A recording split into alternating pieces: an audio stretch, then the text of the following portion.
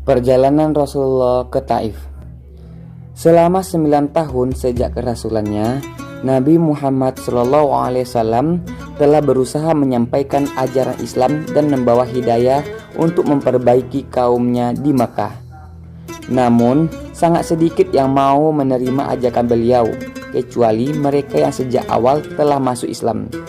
Selain mereka, ada orang-orang yang belum masuk Islam tetapi siap membantu Rasulullah, dan sebagian besar kafirin Makkah selalu menyakiti beliau dan para sahabatnya. Abu Thalib termasuk orang yang belum memeluk Islam, tetapi hatinya sangat mencintai Rasulullah SAW. Ia akan melakukan apa saja untuk menolong Nabi. Pada tahun ke-10 kenabian, ketika Abu Thalib meninggal dunia, kaum kufar semakin leluasa untuk mencegah perkembangan Islam dan menyakiti kaum muslimin. Karena keadaan tersebut, Rasulullah SAW pergi ke Taif. Di sana ada suatu kabilah bernama Saqif yang sangat banyak anggotanya. Beliau SAW berpendapat jika mereka memeluk Islam, maka kaum muslimin akan terbebas dari siksaan kaum kafirin dan akan menjadikan kota itu sebagai pusat penyebaran Islam. Setibanya di Taif, Nabi SAW langsung menemui 3 orang pemuka masyarakat dan berbicara dengan mereka, mengajaknya kepada Islam, juga mengajak mereka untuk ikut membantu penyebaran agama ini. Namun, mereka bukan saja menolak, bahkan adat bangsa Arab yang terkenal dengan penghormatannya terhadap tamu tidak mereka tunjukkan. Mereka menerima beliau dengan sikap yang sangat buruk. Mereka menunjukkan rasa tidak suka dengan kedatangan Nabi SAW. Pada mulanya, beliau berharap kedatangannya kepada para tokoh itu akan disambut dengan baik dan sopan.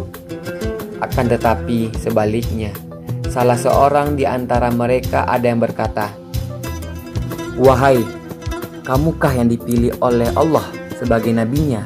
Yang lain berkata, "Apakah tidak ada orang selainmu yang lebih pantas dipilih Allah sebagai nabi?" Yang ketiga berkata, "Saya tidak mau berbicara denganmu, karena jika kamu memang seorang nabi seperti yang kamu akui, dan kemudian aku menolakmu, tentu akan datang bencana, dan jika kamu berbohong, maka tidak ada gunanya berbicara denganmu." Setelah menemui mereka yang sulit untuk diharapkan itu, Nabi SAW berharap agar dapat berbicara dengan selain mereka. Inilah sifat Nabi SAW yang selalu bersungguh-sungguh, teguh pendirian, dan tidak mudah putus asa. Ternyata tidak satu pun di antara mereka yang mau menerima beliau. Bahkan mereka membentak Rasulullah SAW. "Keluarlah kamu dari kampung ini, pergilah kemana saja kamu suka." Ketika Nabi SAW sudah tidak dapat mengharapkan mereka dan bersiap-siap akan meninggalkan mereka, mereka telah menyuruh para pemuka kota agar mengikuti Nabi SAW, lalu mengganggu, mencaci, serta melempari beliau dengan batu, sehingga sandal beliau penuh dengan darah. Dalam keadaan seperti inilah Rasulullah SAW meninggalkan Taif.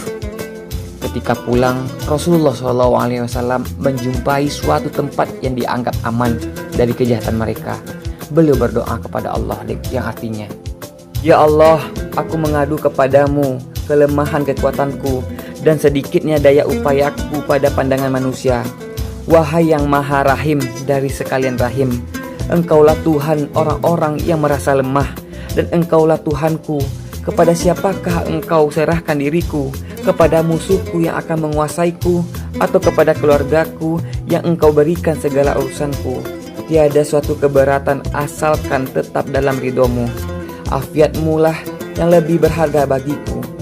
Aku berlindung kepadamu dengan nur wajahmu yang menyinari segala kegelapan dan yang membaguskan urusan dunia dan akhirat, dari turunnya murkamu atasku atau turunnya azabmu atasku.